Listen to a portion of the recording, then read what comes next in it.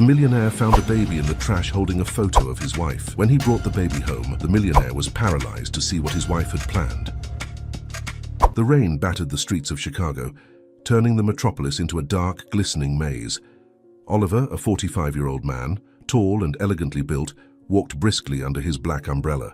His brown eyes, usually filled with confidence, now reflected the exhaustion of a long business trip. The soaked Italian suit weighed on his shoulders, reminding him of the comfort of his mansion not far from there. As he crossed a narrow street, an unexpected sound cut through the constant noise of the rain. What is that? It sounds like a... No, it can't be. Am I so tired that I'm hearing things now?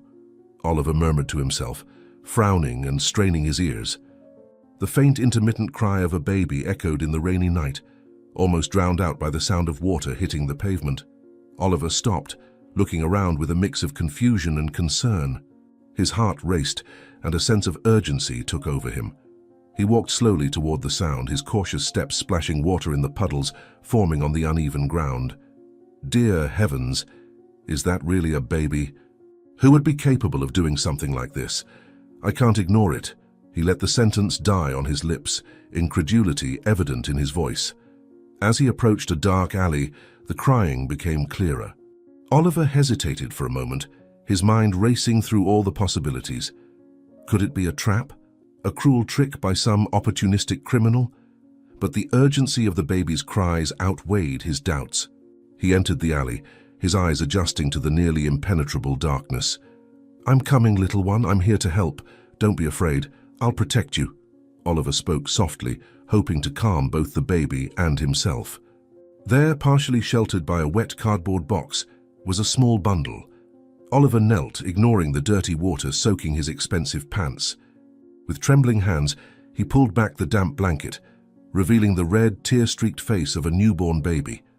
Oliver's heart tightened at the sight of such a tiny, defenseless creature abandoned on the cruel city streets. "How could someone do this to you, little angel? Don't worry, I'll take care of you now. I promise I won't leave you alone, and we'll look for help to find some family of yours," Oliver whispered, his voice choked with emotion. Carefully, Oliver took the baby in his arms, wrapping it in his own coat to shield it from the relentless rain. That's when something gleamed around the child's neck, catching his attention. With his heart pounding, he moved the wet fabric aside to reveal a delicate gold necklace. His fingers trembled as he touched the pendant, turning it to catch the faint light from the alley. No, it can't be. Isley, how is this possible? Why does this baby have a picture of my wife on its necklace? Oliver gasped, his mind reeling with the implications of what he was seeing. The face of his wife, Isley, smiled back at him from the tiny photo inside the pendant. It was the same necklace he had given her on their first wedding anniversary 5 years ago. Questions flooded his mind. How does this baby have the necklace with Isley's picture? Could it be possible he is our child? No, she would have told me, it's right. Who are you, little one? And how are you connected to my Isley? What secret did she keep from me? Oliver murmured, his voice trembling with emotion and confusion. The rain continued to fall mercilessly, but Oliver barely noticed. His world had shrunk to this moment, to this mysterious baby in his arms. He knew he should call the authorities, do what was legally correct. But something inside him, an instinct he couldn't explain, compelled him to protect this child at all costs. "I can't leave you here. I can't hand you over to strangers. I need to uncover the truth. Isley will have to explain everything to me," Oliver decided, his voice firm despite the storm of emotions. With renewed determination, Oliver stood up, adjusting the baby in his arms to shield it better from the rain. He looked both ways down the alley, ensuring no one was watching. The weight of the decision he was about to make pressed on his shoulders as much as the soaked suit. "Let's go home, little one. Together we'll figure out what's going on. I don't know what awaits us, but we'll face it together." Oliver spoke softly to the baby, who was now calming in his arms at the sound of his voice. Oliver left the alley, blending into the shadows of the rainy night. Each step brought him closer to his home and further from the life he knew. The baby in his arms was now more than just an abandoned child. It was an enigma, and possibly the catalyst for a change that would alter the course of his life forever. "Isley, what are you hiding from me? Why didn't you ever tell me about this child?" How could you deceive me like this? Oliver whispered to the night, his voice almost lost in the sound of the rain. As he approached his mansion, Oliver felt the weight of his decision. He knew that by crossing the threshold with this baby, he was embarking on a journey from which there would be no return. Unanswered questions swirled in his mind. How will Isley explain the photo? What does this baby mean for my marriage? And, more importantly, who is this innocent child that fate has placed in my arms? No matter what happens, I promise to protect you and discover the truth. You are no longer alone in this world. Oliver solemnly vowed to the sleeping baby. With one last look at the dark, rainy street behind him, Oliver took a deep breath and opened the gate to his property. The path to his house had never felt so long, each step echoing with the weight of his decision. He knew that upon entering that door, his life would change forever. But something in his heart told him that this was the right thing to do, no matter the consequences. May God help us, little one. Our journey is only beginning.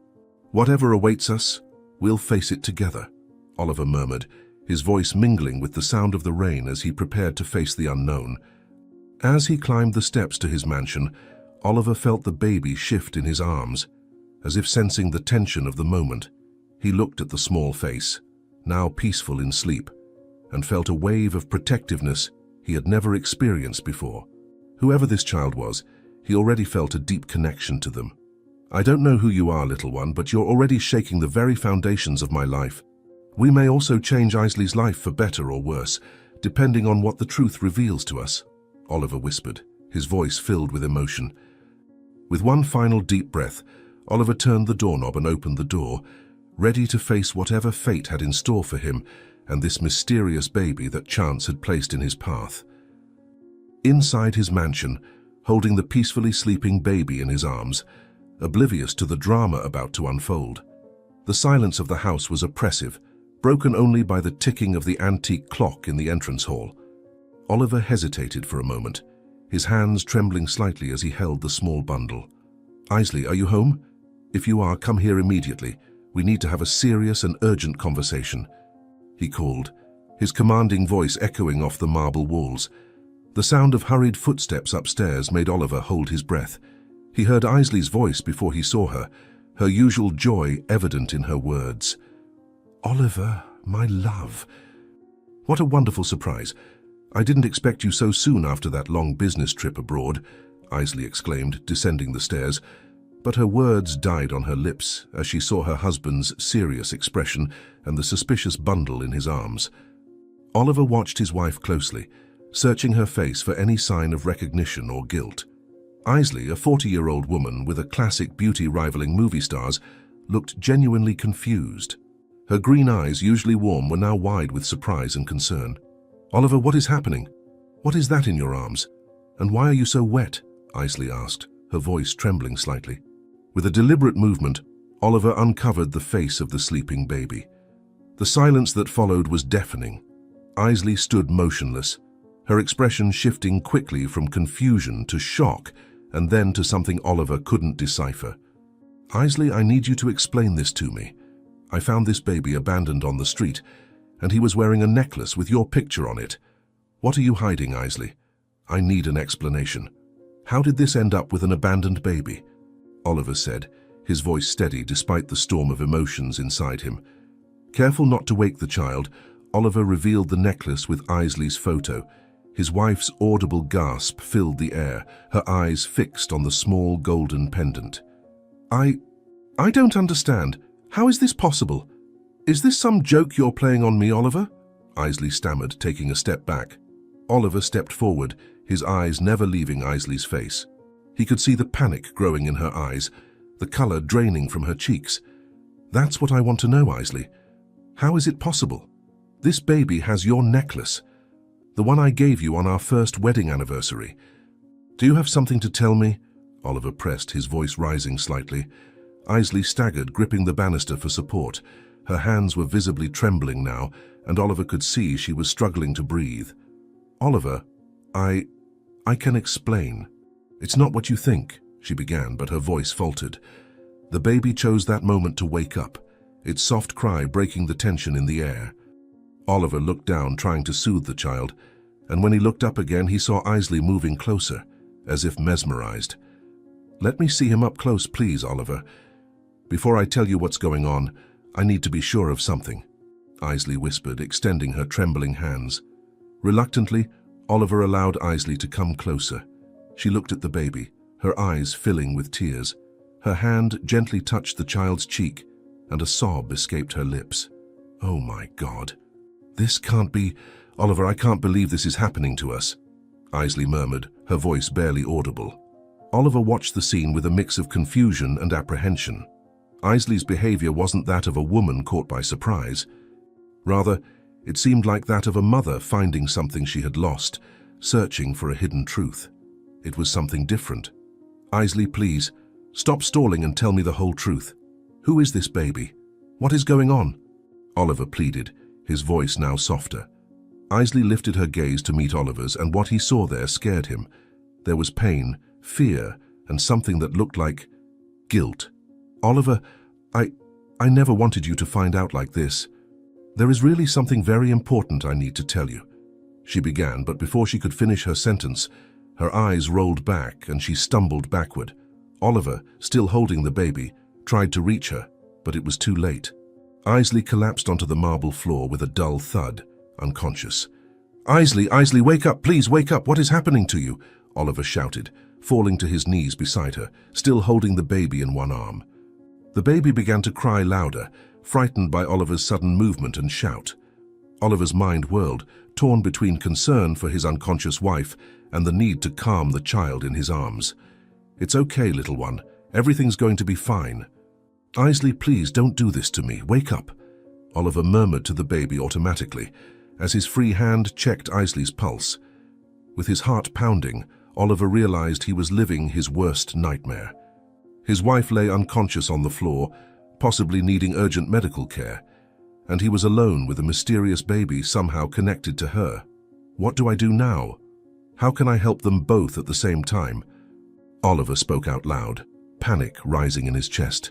In that moment, looking at Isley's pale face and feeling the weight of the baby in his arms, Oliver knew his life had changed irrevocably.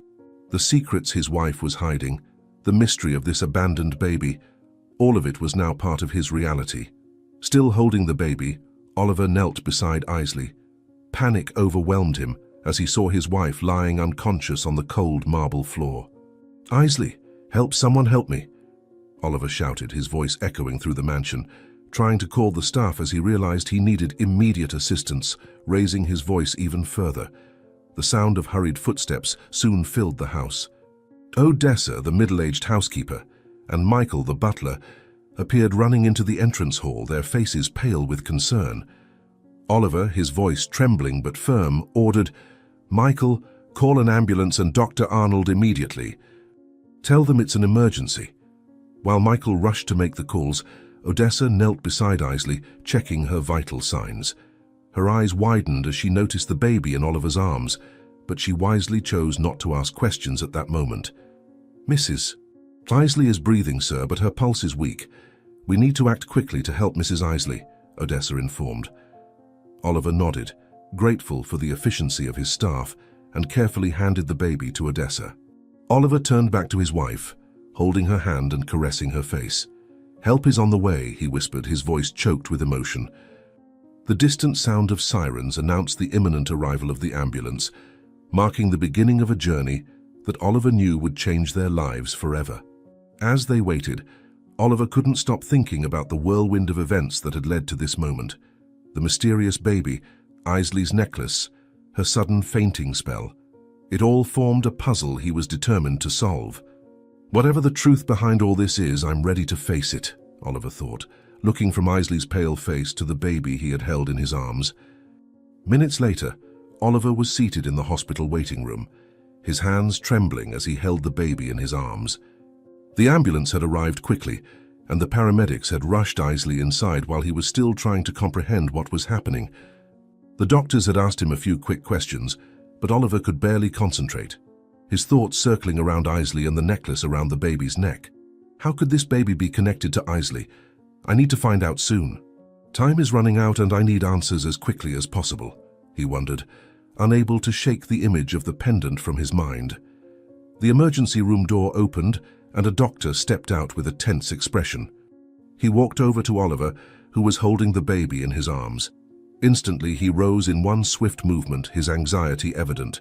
"Mr. Fuentes, your wife is stable for now, but there is something important we need to discuss immediately." Oliver's heart skipped a beat at the doctor's words. What happened to her? Why did she faint like that? Will she be all right? The worry in his voice was unmistakable. The doctor motioned for him to calm down and continued. "We detected a serious condition in the preliminary examination. Your wife has been diagnosed with leukemia. We need to act quickly to start treatment. Otherwise, she won't survive for more than a few days." Oliver felt the ground fall out from under him. Leukemia. This didn't make sense. Isley had always been a strong and healthy woman. How could this happen so suddenly? How could she only have a few days to live? He rubbed his face with his hands, trying to process the news. How is this possible? She never mentioned being ill. What can we do now? His voice was low, almost a whisper, as he looked at the doctor, hoping for answers. The doctor, with a grave look, said, "The only chance for a complete cure is a bone marrow transplant. We need to find a compatible donor as soon as possible, Mr. Oliver." Oliver swallowed hard, feeling the weight of the situation. A transplant? But where would they find a donor? He knew that time was essential in cases like this. "And what can we do about that? Is there anyone we can test?" he asked, anxious, his gaze fixed on the doctor who had brought the bad news. The doctor hesitated for a moment before continuing. "Bone marrow from close relatives is usually the most compatible." The words hit Oliver like a bomb. He looked down the hallway leading to the nursery, feeling the weight of his doubt. This is too much to take in, but what if this baby is a child Isley kept from me? What if this baby could save her? He thought, his mind filled with conflicting thoughts. Oliver knew he needed answers before making any rash decisions. This baby might have some level of compatibility with my wife. "Could we test him?" he asked the doctor. The doctor brought him back to reality. "Yes, but we need to act fast.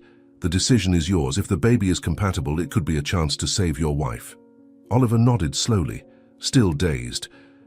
"I understand, doctor, but I need some time to process all of this. I'm not going to make this decision immediately." The doctor looked at him with understanding, but also with urgency. "Your wife's health depends on a quick donor match. Time is a crucial factor for us to save her." Oliver knew that. He knew that every minute was precious, but he couldn't act impulsively. "I need to find out the truth about this baby before anything else. I can't just use this child without knowing where they came from. I'll find out who this baby is first. Then we'll see how they fit into this story," he thought, feeling the weight of responsibility crushing his shoulders. He stood up with determination, heading towards the nursery. Walking toward the nursery, Oliver felt his heart tighten with every step. Why do I feel like this baby has something to do with Isley? How can this necklace be around the neck of an abandoned child? He paused, cradling the baby in his arms. A nurse approached, noticing Oliver's uneasy presence.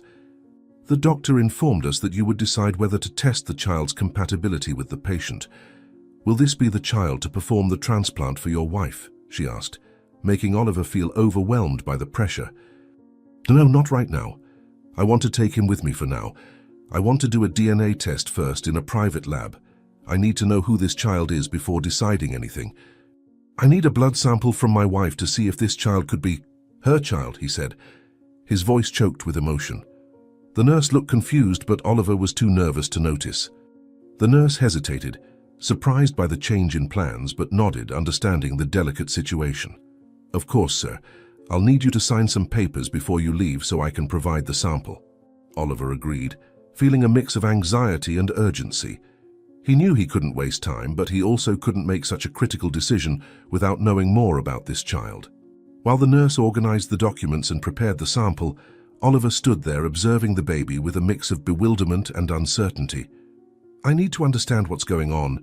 This necklace, it can't be a coincidence. Isley, what are you hiding from me? How does all of this connect?" He shook his head, feeling himself sink further into unanswered questions. With the document signed and the vial in hand, the nurse looked at Oliver, a bit concerned, and offered help with transporting the baby. "No, I'll handle it myself. I'm heading to the lab immediately. This is on me now. I need answers, and I need them fast." He left the hospital with the baby wrapped in his coat, feeling the weight of responsibility increase with every step. As he walked to the car, the rain began to fall again, as if the universe reflected the chaos in his life. Oliver carefully placed the baby in the back seat and started the car, heading toward his next destination, a private laboratory where he could perform the DNA test without interference. I need to know the truth. I need to understand what's going on before anything else, both to save my wife's life and to set our lives on a new path. During the drive, Oliver's mind couldn't stop racing. If this baby is indeed connected to Isley, everything changes.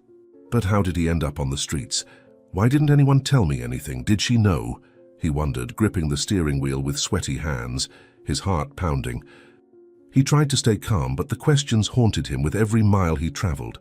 Finally, upon reaching the laboratory, Oliver parked and entered hurriedly with the baby.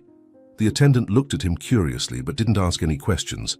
Oliver, direct and without hesitation, requested a DNA test. The attendant gestured for him to follow, and Oliver briefly explained the situation. The baby remained calm, as if unaware of the significance of the moment. This will give me the answers I need.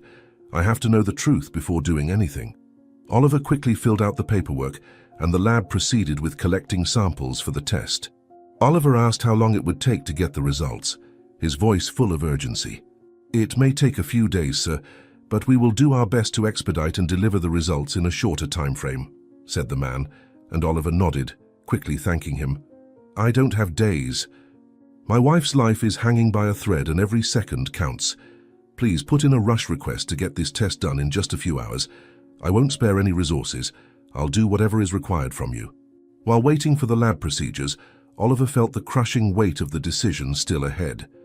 The future of his wife, his own life, everything seemed suspended in the balance. Everything depends on this test. If the baby is compatible, I'll have to confront Isley and find out why she never told me anything. If he's not, then I'll have to find another way to save her. He was immersed in thought when his phone vibrated in his coat pocket. Without thinking, Oliver answered. The voice on the other end was low, almost a whisper, but direct. "Mr. Fuentes, if you want to know the truth about the baby you found, come to the cafe across the street. I'll be waiting and I'll tell you everything. The answer is closer than you think." Oliver's heart leapt, feeling as if he were being watched. "Who are you? What do you know about the baby? How did you get this number? I want you to tell me right now who you are, or if you're working for someone." He tried to keep his voice steady, but curiosity and anxiety overflowed. The person on the other end just left the phone silent, then hung up, not giving the millionaire the answers he expected. Oliver was silent for a few seconds, trying to make sense of what had just happened. The call had a mysterious tone, and the promise of answers pulled him with irresistible force. He knew that even though he had requested urgency, he might find the truth faster by going to the cafe. He looked back at the lab, knowing the DNA test would bring part of the answers, but perhaps not all of them. Something told him the person on the phone might clarify what seemed like an impossible puzzle. Putting the phone back in his pocket, he left the lab with the baby in his arms, the weight of uncertainty still pressing on his shoulders. The rain fell harder now, but Oliver simply pulled the coat tighter around the child, shielding him from the heavy drops. "Isley, you have to tell me the truth, but in the meantime, I'll find out another way." He walked toward the cafe across the street, his heart pounding, knowing that the truth was waiting for him. Oliver crossed the street with quick steps, the baby shielded under his coat, feeling the cold rain soak his shoulders. The cafe was just ahead, a small yellow light illuminating the sign that swayed gently with the wind. He looked around, his heart racing. The weight of responsibility bore down on him, but there was something more now, a growing anxiety for the truth. If this person knows what's going on, why not just say it outright? What do they want from me? Upon entering the cafe, Oliver was met with the soft sound of background music and the smell of freshly brewed coffee. There were few people in the place, and he quickly searched for someone who might be waiting for him. Each table had only one or two people, no one who stood out. He sat at a table near the window with a clear view of the street, always alert. The door behind him swung open as another customer entered, but Oliver remained focused on the baby now sleeping in his arms. His thoughts were on edge, a mix of restlessness and urgency. "Whoever it is, I don't have time for games. I need answers now because time is running out. The waitress approached, and Oliver ordered a coffee, still looking around. The atmosphere in the cafe felt oppressive at that moment. Every movement in the place heightened his senses. He felt vulnerable, exposed as if he were being watched every second. He looked at the baby, still sleeping peacefully, and leaned forward, murmuring to himself, "No matter what happens, you're safe with me. No one will hurt you, I promise, little one." The coffee arrived and Oliver took a sip, trying to stay calm. The hot liquid went down his throat, but it didn't ease the tension. He looked at his watch, impatience growing. Where is this person? Why make me wait so long? He had barely finished thinking this when his phone vibrated. It was a message. "I am watching you, Oliver. Drink your coffee, and soon we'll meet. Rest assured." Oliver felt a shiver run down his spine. The idea of someone watching him at that moment, without him knowing who, made him even more anxious, trying every moment to maintain a steady posture. But the unease increased. Oliver looked around, trying to identify any face that seemed out of place. People continued in their conversations, laughing and drinking calmly, as if nothing was happening. But he knew that someone there was playing with him. "Why don't you come to me? What are you hiding? What's the real purpose of all this? Whoever it is seems to want to test me, to make me uncomfortable," Oliver thought, taking another sip of coffee, his eyes still scanning every movement around him. He adjusted the baby in his arms, his sense of protection growing by the second, as if something were about to happen. Shortly after, he felt a slight dizziness, a sense of imbalance that began to intensify unexpectedly. Oliver felt his body weigh more than usual. He tried to stand, but his legs gave way and he fell back into the chair, the baby still safely in his arms.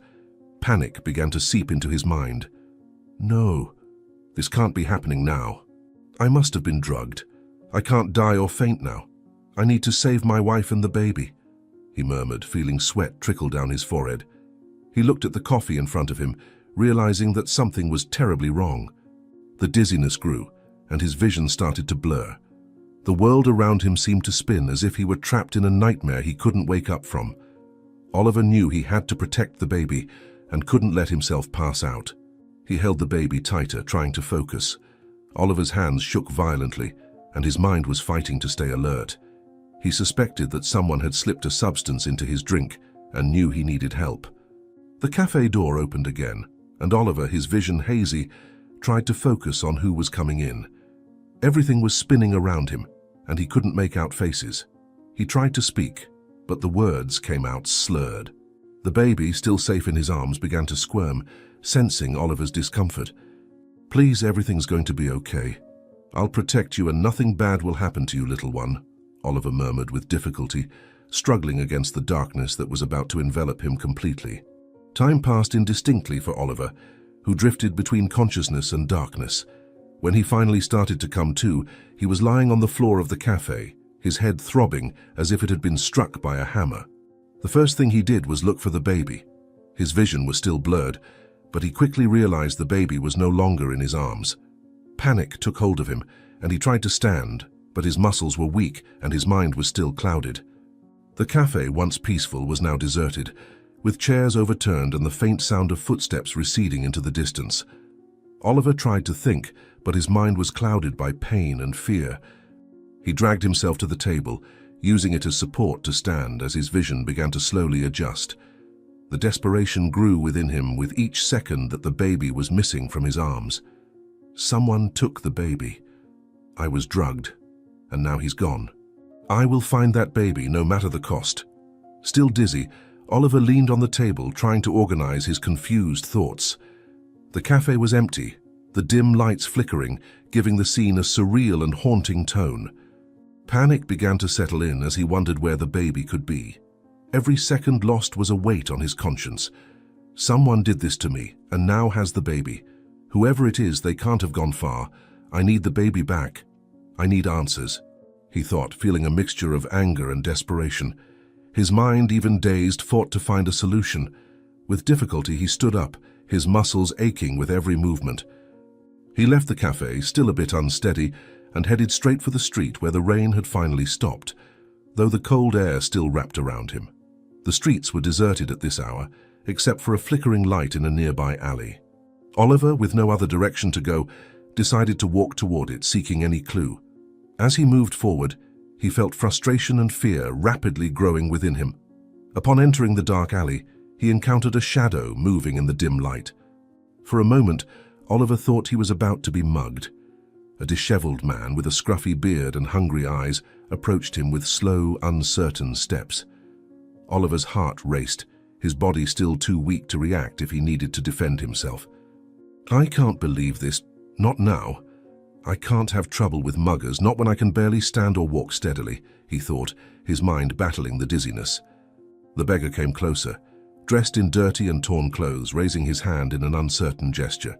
"Hey boss, help me out, will you? Just need some spare change to eat. Haven't eaten for days. It's so cold, and no one's been helping me lately." Oliver, who had expected the worst, was surprised. It wasn't a robbery, just a plea for help. Despite the chaos around him and the fear consuming him, he reached into his pocket, pulling out a handful of crumpled bills he'd forgotten he had. "Here, this should be enough. Go get yourself something to eat and don't waste it on nonsense. No one should go hungry," he murmured, his voice still weak. Even in his condition, Oliver couldn't ignore the despair in the beggar's eyes. The man, upon receiving the money, looked at Oliver with curiosity. "Thank you, sir, but tell me something. Why did your maid run out of the cafe with that baby?" "She seemed in a hurry, like she was fleeing from something," the man asked. Oliver froze at his words.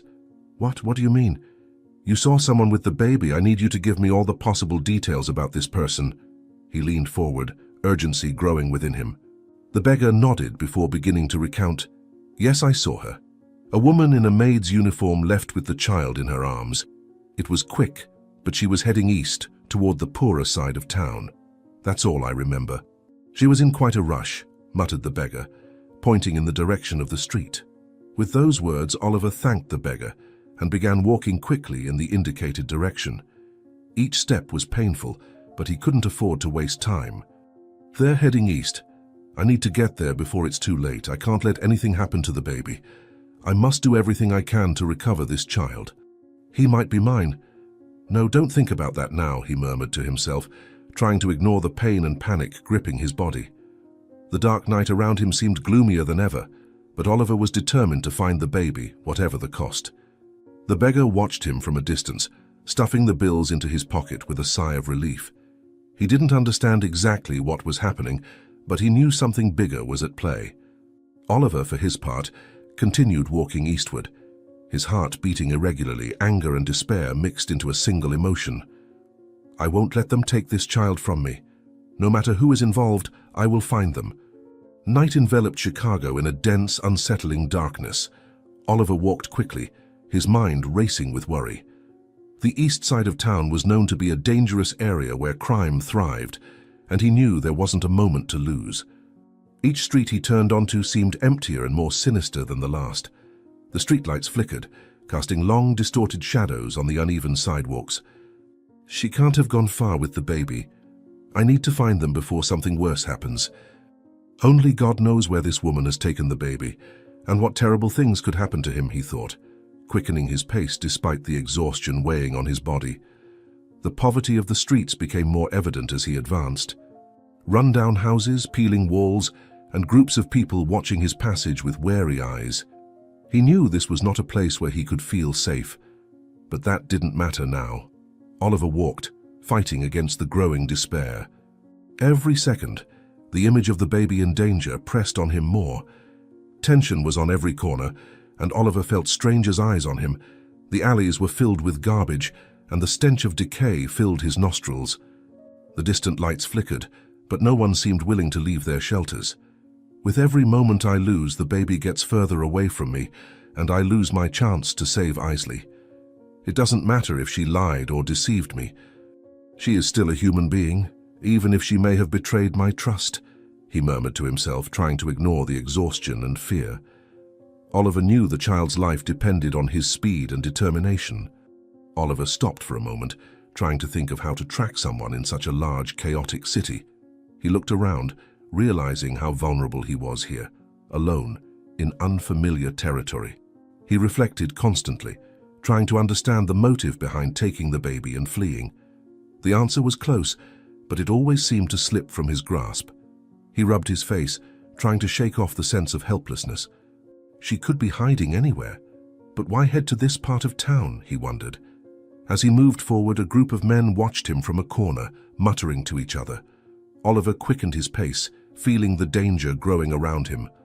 His heart raced, his body still weak from the effects of the drug, but his mind focused on one goal, finding the baby.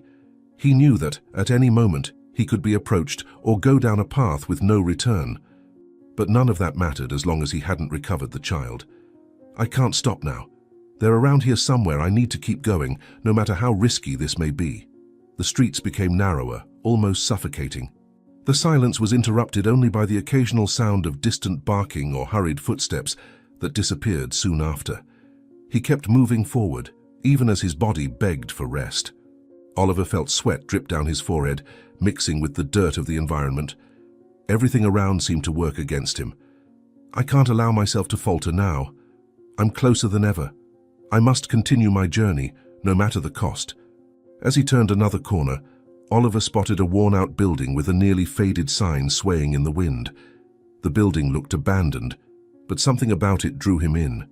It was an orphanage, he read, with difficulty. The sign, though old, still indicated it was a place for children in need. His heart raced again. He couldn't ignore the feeling that this place was important. It was a hunch, but perhaps the only one he had. Maybe she brought the baby here. Could this be where they're hiding the baby I'm looking for? He asked himself, struggling to understand the motives of whoever had done this. Oliver approached the rusty gate slowly, examining every detail with caution. The building looked like it was in ruins, but something in the air alerted him that he wasn't alone.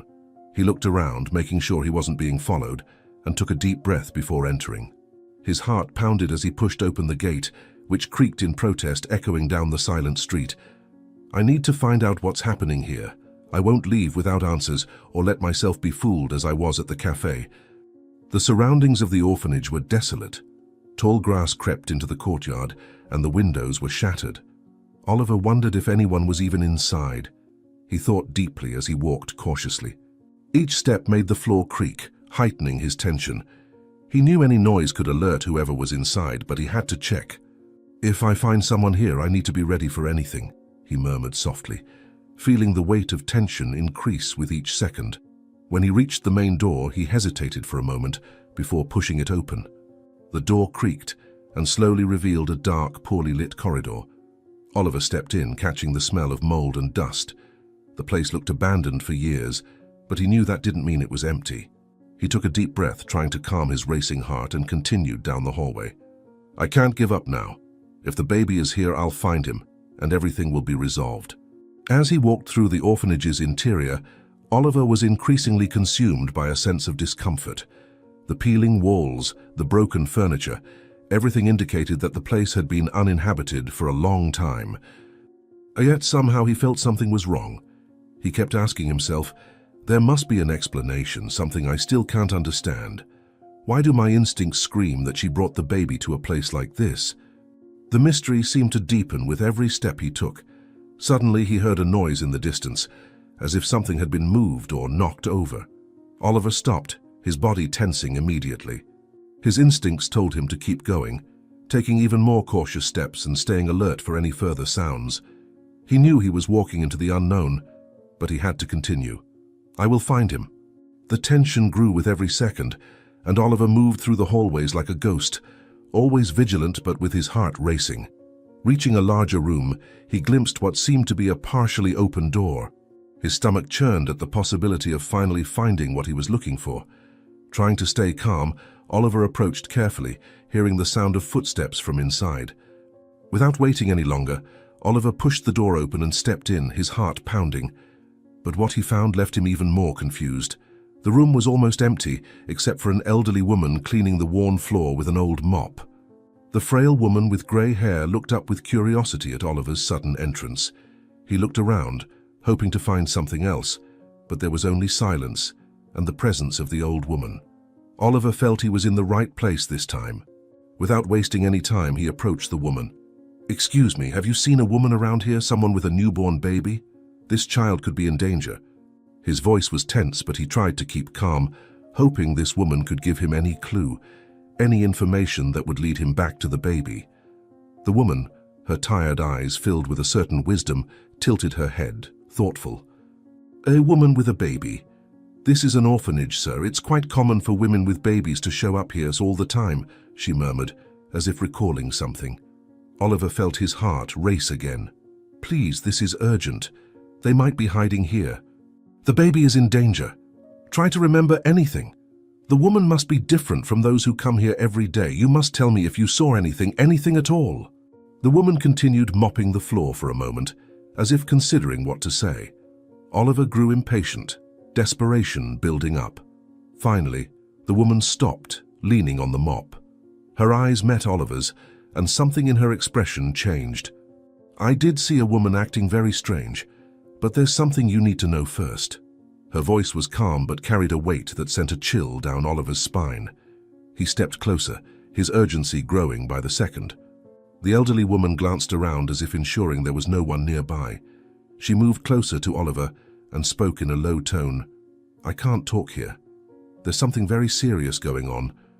If you really want to know what's happening with the baby and this woman, meet me at the back of the orphanage. I'll explain everything there."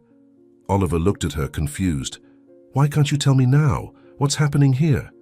he asked, but the woman just shook her head. Oliver hesitated for a moment, trying to understand what the woman was implying, but his need for answers was stronger. He knew he couldn't miss this chance, even if something seemed out of the ordinary. "All right, I'll go, but please don't make me wait. I need to find the baby. It's a matter of life and death," he said, and the woman nodded slightly, pointing to a door at the back of the orphanage indicating where the meeting would take place. Oliver left the room quickly, his heart pounding in his chest. His head was filled with questions as he tried to process everything that was happening. He walked through the dark, dimly lit corridors, each step echoing in his mind, increasing the tension. 10 minutes. That's all I have to wait. Does she really know something? Or is this just another game to distract me? When he reached the back of the orphanage, Oliver found himself in a poorly lit area filled with old boxes and accumulated debris. It was a place forgotten by time where shadows seemed to move ominously. He looked around, waiting for the elderly woman. He felt vulnerable and alert, with tension growing by the second. She said she'd be here, but why all the secrecy? Could I be followed? What does fate have in store this time? Time passed and Oliver began to feel increasingly uneasy. The darkness around him seemed heavier now, and the silence was suffocating. His mind was filled with questions, and he didn't know if he was about to uncover something important or if he was walking into a trap. Every sound seemed amplified, and the feeling that something was terribly wrong intensified. Suddenly he noticed something on the ground near a pile of boxes. Oliver approached slowly, his stomach churning as he got closer. Then his heart stopped for a moment. The elderly worker was lying on the ground, completely still. Oliver knelt beside her, touching her wrist with trembling hands. There was no pulse. She was dead. Oliver was in shock, and panic seized him. He looked around, trying to make sense of what had happened. She knew something. And now, she's dead. What does this mean? This can't be a coincidence. Whoever did this is closer than I thought. Someone killed her before she could speak. Oliver stood up slowly, his body flooded with adrenaline. The only thing he knew was that he was more deeply involved than he could have ever imagined. After a few seconds, still trying to process what had happened, he noticed something glinting faintly near the woman's hand. A cell phone, partially hidden within the folds of her worn coat. Oliver, still with trembling hands, picked up the phone. He knew it might hold the answers he needed. He unlocked the phone, which was still functional, and began searching for any clues, anything that might reveal what was happening. There was one last message sent. Oliver frowned as he opened the conversation. The recipient was an unknown number, and the message simply read, "Take him to the address in the suburbs. That's where they'll find the answers." Oliver felt the blood turn cold in his veins. The baby had been taken somewhere, and now he finally had a concrete lead. The suburbs, they're waiting for me there. I need to hurry and put an end to this endless ordeal. He knew he couldn't waste any more time. Whatever was happening was more dangerous than he had ever imagined. Adrenaline coursed through his body as he rose, determined. Holding the elderly woman's cell phone with the message still flashing on the screen, Oliver left the back of the orphanage, his heart pounding. He had a new destination, and the truth awaited him in the city's suburbs. With one last glance at the fallen woman, he murmured, "Now I know where to go. I won't let them hurt this child. I promise I'll find out what happened and save the baby. You didn't die in vain." And then he disappeared into the night, heading toward the next chapter in his desperate search. After making an anonymous call to the police about the woman who hadn't survived, Oliver began to drive frantically along the winding road leading to the suburbs, feeling the weight of the darkness around him.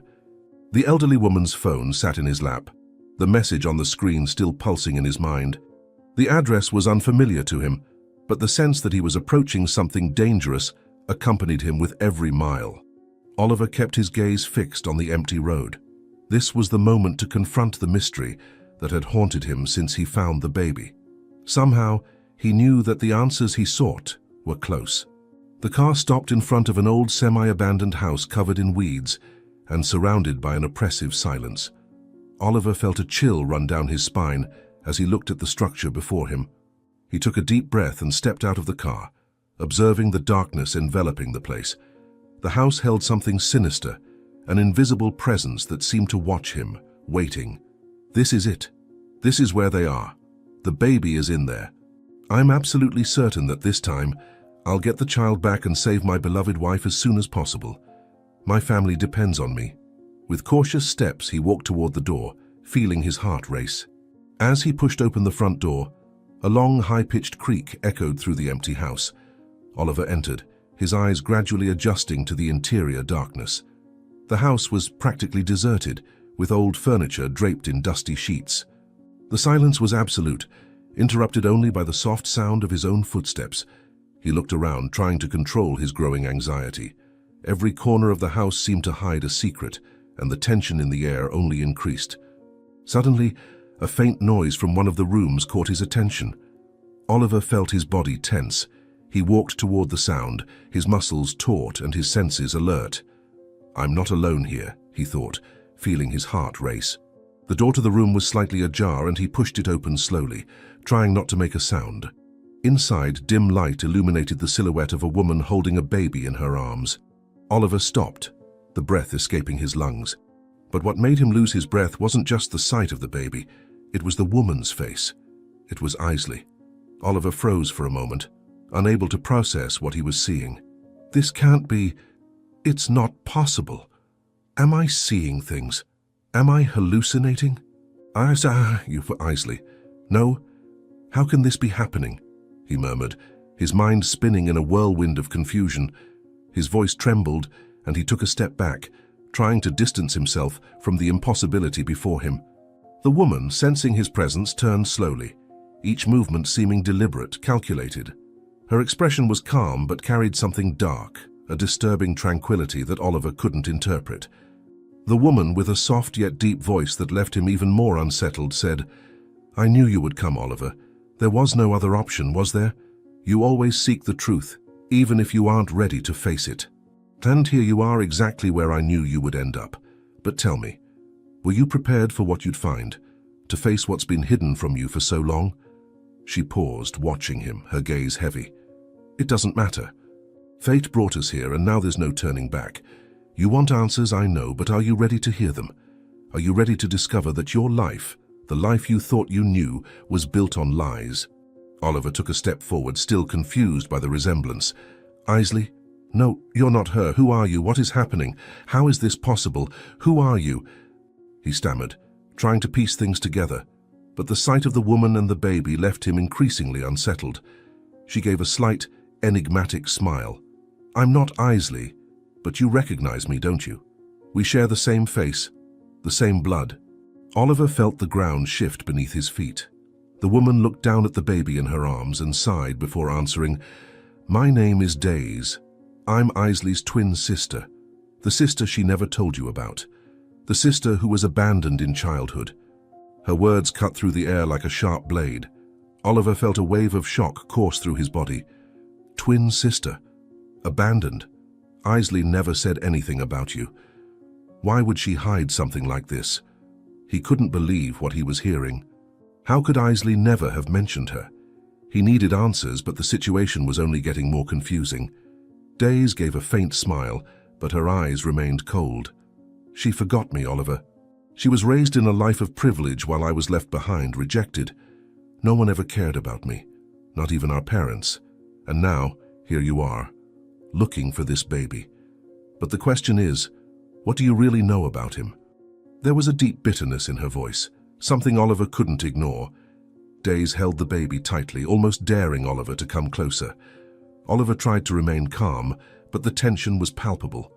This baby, why was he wearing Isley's necklace? What's the truth behind this? Why did you take him? He needed to understand what was happening, but he felt as if Days was manipulating the situation. She smiled enigmatically, as if she were enjoying the game. Everything has a purpose, Oliver. This baby is important, more than you imagine. He's the missing piece to settle, once and for all, the differences between Isley and me. Oliver took a step closer, his voice more resolute. If you're really Isley's sister, why do this? Why involve the baby in this story? What do you want from me? Days looked at him for a long moment, the smile fading. I want what was always denied to me. I want what Isley took from me without even knowing. And this baby, so he's the key to that. I want a chance to be a mother, to have something that was always taken from me. Even this Isley has, and I don't. She looked at the baby, her eyes softening for a moment. Oliver tried to understand what she was saying, but the pieces of the puzzle still didn't fit. Why she would take the baby and what her plan was were questions that needed concrete answers, but Days seemed more interested in playing with his mind. The plan was always simple, Oliver. I want justice. I want the world to know what Isley did, even if she isn't aware of it. This child, this boy, your son, she doesn't deserve to have him, she said, lifting her gaze to him. Oliver felt a wave of shock wash over him. This baby is my son, he asked, feeling despair rise within him. You don't need to use this baby for that. You didn't need to take that woman's life. We can work this out another way. Just give me the baby and we'll talk. It doesn't have to be like this. His voice was now calmer, almost pleading, as he tried to approach Days. But she shook her head slowly, her eyes filled with restrained anger. No, Oliver. This baby is mine now. He's part of my story, my redemption. I'll do anything to keep him. He's my child now. You won't take this child from me. Oliver knew the situation was becoming more and more dangerous. He had no idea how far Days was willing to go to get what she wanted. Please, Days, you do not need to do this. There cannot be redemption at the cost of an innocent child. But she seemed unconvinced. You do not understand, Oliver. I have waited my entire life for this. I will not let anyone take away what I have finally achieved. Today is the day justice will be served. The price I paid for all this time will be repaid today. The tension in the air was becoming unbearable. Oliver knew that if he did not act quickly, something terrible could happen. I am taking my son out of here, Days. You may have suffered, but you cannot take it out on a child. He is not part of your past. Days took a step back, clutching the baby even tighter. She began retreating toward the back door. Oliver felt the urgency growing. He needed to act, but he knew that any hasty move could put the baby in danger. Days, please listen to me. This does not have to end like this. We can resolve this another way. There is no reason to turn this situation into a tragedy. I know you have suffered, but hurting more people will not fix what happened in the past. Days looked at him for a long moment, her gaze filled with hurt, but also with a cold determination. She held the baby tightly, as if he were the only thing that connected her to the world. Oliver, you still do not understand, do you? There is no other way. All my life I have waited for a chance to take back what was taken from me, to fix the injustice I suffered. I never got a second chance, and now I am not going to allow it to be taken away from me again. It is too late to turn back. Days, you do not have to do this.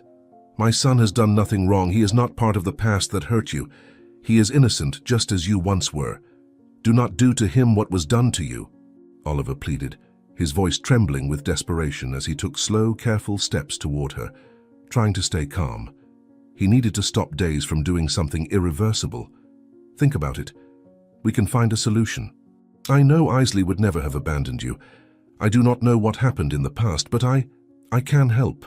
Revenge will not give you the peace you are looking for.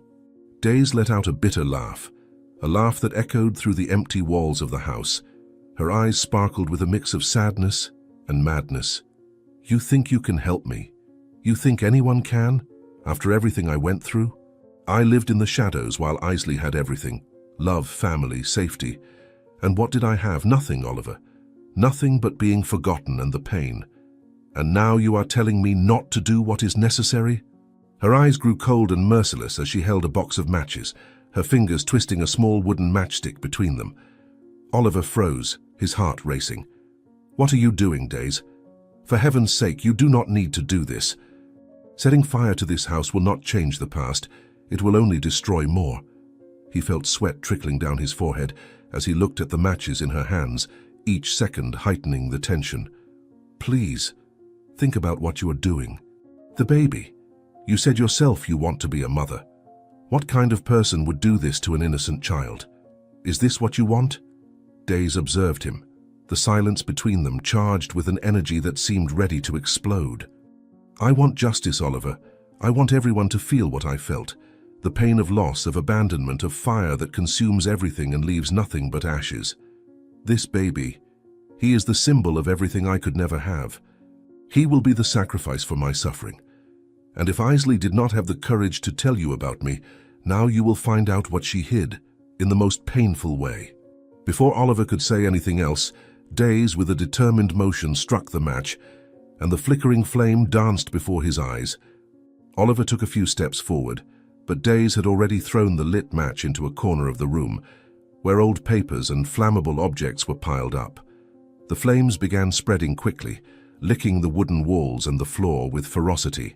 Oliver took a step back, panic seizing him. He tried to approach her, but Days stepped back, keeping the distance between them as the flames began to take over the room. "You are insane. You are putting your own life and the baby's life at risk. Days, please let me take my son out of here. He has nothing to do with what happened to you."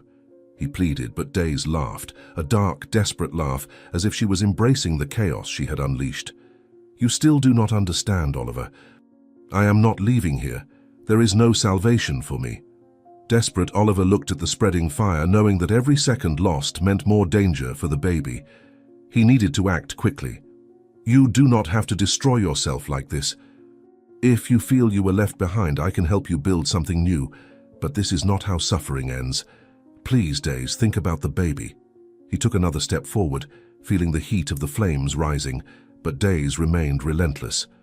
"You speak as if you could understand what it is like to live in ashes, but you do not." Her words echoed in Oliver's mind, and he realized that Days would not change her mind. With the flames already threatening to engulf the entire room, Oliver knew there was no more time for appeals. He lunged toward Days, trying to grab the baby from her arms, but she quickly moved back, dodging him. The flames climbed higher, and the heat became almost unbearable. "I will not give up, Days. I will not let you hurt him," he shouted, his voice muffled by the smoke that was beginning to fill the air. Oliver felt the heat intensify around him. The fire spread with devastating speed, devouring the walls and consuming everything it touched. The flames roared like hungry beasts, reaching every corner of the abandoned house. The thick smoke was already filling the air, making each breath a challenge.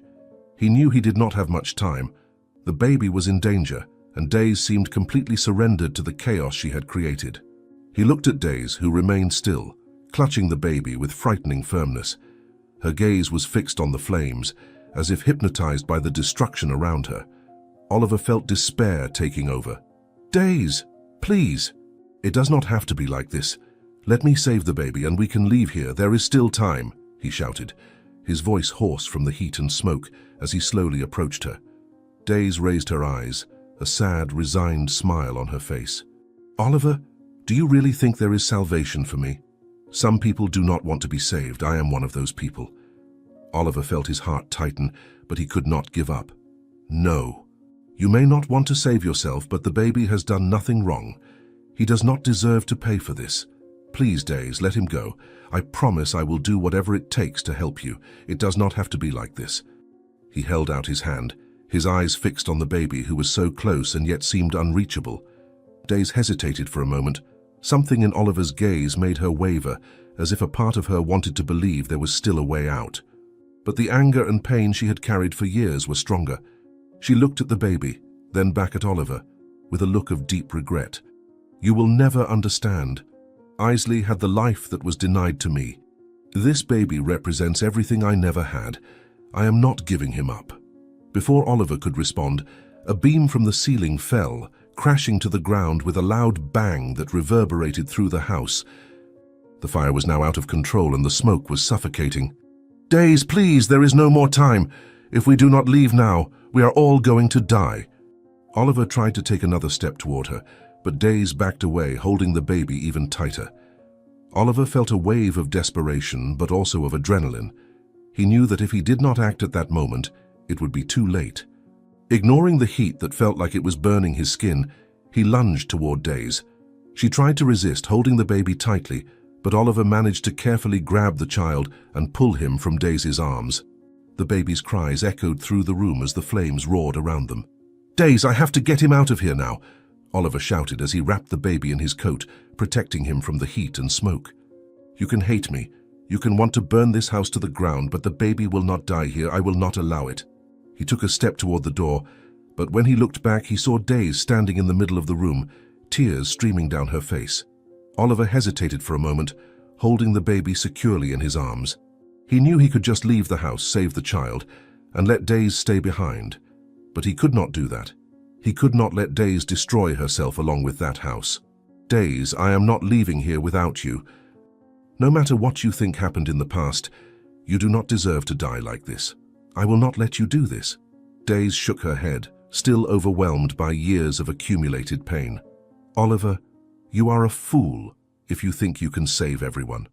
I have already made my decision. Leave me. Save yourself and the baby, that is what matters now." But Oliver, with his heart racing and the smoke making each breath a struggle, took another step toward her. "I am not abandoning you, Days. I promised myself I would find a way to resolve this, and that is what I am going to do. No matter what you think you deserve, I will not let you die here. I will not let the fire take you. I have the baby. Now it is your turn." He looked directly into her eyes, challenging her to let go of her self-destruction. Looking at the intensity in Oliver's eyes, Days seemed to hesitate for a brief second. But before she could respond, the flames rose even faster, and the heat became almost unbearable. Another beam fell from the ceiling, blocking the exit Oliver had intended to use. Now, they were trapped. Everyone was now stuck inside the house. The sound was muffled by the smoke filling the room. He held the baby tighter, trying to protect him while looking around for a way out. "Days, we have to find another exit. If we stay here, we are all going to die." His heart pounded in panic and he knew time was running out. Days looked at the flames around them, her expression slowly shifting from resignation to something close to fear. "Oliver, what do you want me to do? There is no way out of here." Oliver shook his head, determined. "There has to be. We will get out, you, me, and the baby. I just need you to trust me. There is always a way out, even if we cannot see it now. But if you give up, if you surrender, it will be too late." His voice echoed through the burning room, and he knew he was speaking not only to Days but also to himself. He had to believe there was a solution. The smoke was getting thicker, and Oliver could feel weakness taking over. He knew he could not afford to falter now. "Please, Days, listen to me. We can still get out of here alive, but you need to help me find a way out. You do not deserve to die like this, nor does the baby." He coughed violently, the air almost impossible to breathe. Oliver held the baby with one hand and extended the other to Days. "Come with me. I know the fire is everywhere, but we still have a chance. Let us get out of this house. Let us give this baby a chance to live. But you have to trust me." His gaze was steady, and for the first time, Days seemed to want to believe. She hesitated, looking at the flames licking the walls around them. Finally, with a heavy sigh, she took Oliver's hand. Days was trembling, but there was a spark of hope in her eyes and deep within her heart. With Days at his side, Oliver began desperately searching for an exit. The heat was almost unbearable, and each second felt like an eternity as they ran from one side to the other, avoiding burning pieces of wood falling from the ceiling. The smoke was blurring his vision, and the baby would not stop crying. Oliver felt despair tightening around his chest, but amid the smoke and suffocating heat, His eyes landed on a small opening in the corner of the wall, a window covered by debris and partially blocked by a fallen beam. He grabbed Daisy's arm firmly and pointed toward the unlikely escape. "There, Daisy, that window.